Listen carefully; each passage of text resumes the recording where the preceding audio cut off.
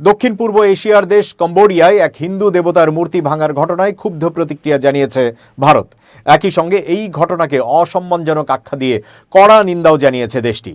চলমান থাই কম্বোডিয়া সীমান্ত সংঘাতের মধ্যে মূর্তি ভেঙে ফেলার এই ঘটনা ঘটে। নয়াদিল্লি বলেছে, এমন কাজ বিশ্বের কোটি ভক্তের অনুভূতিতে আঘাত করে। এই ধরনের ঘটনা ঘটা উচিত নয়।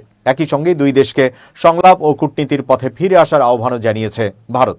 ভাইরাল হওয়া ভিডিও ফুটেজে দেখা যায় এক্সকাভেটর দিয়ে হিন্দু দেবতা বিষ্ণুর সেই মূর্তি ভেঙে ফেলা হচ্ছে। এএফপির খবরে বলা হয়, প্রিয়া ভিএআর প্রদেশের মুখপাত্র লিম চানপানহা জানান, মূর্তিটি কম্বোডিয়ার আনসেস এলাকায় দেশের ভেতরেই অবস্থিত ছিল। 2014 সালে নির্মিত ওই বিষ্ণু মূর্তি গত সোমবার ধ্বংস করে ফেলা হয়।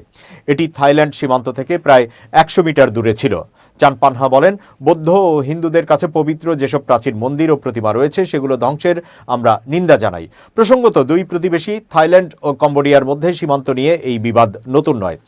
আসলে থাইল্যান্ড ও কম্বোডিয়ার দ্বন্দ্বের ইতিহাস 100 বছরেরও বেশি পুরনো, যা শুরু হয়েছিল ফরাসি দখলদারিত্বের পর সীমান্ত নির্ধারণের সময়।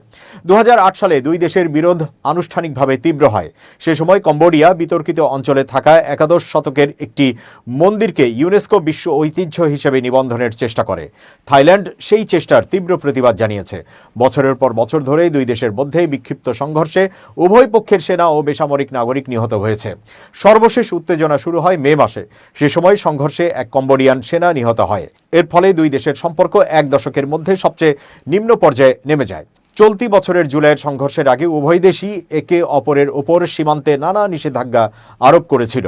কম্বোডিয়া থাইল্যান্ড থেকে ফল ও সবজি আমদানি বন্ধ করে দেয়, পাশাপাশি বিদ্যুৎ ও ইন্টারনেট সেবা নেওয়াও বন্ধ করে।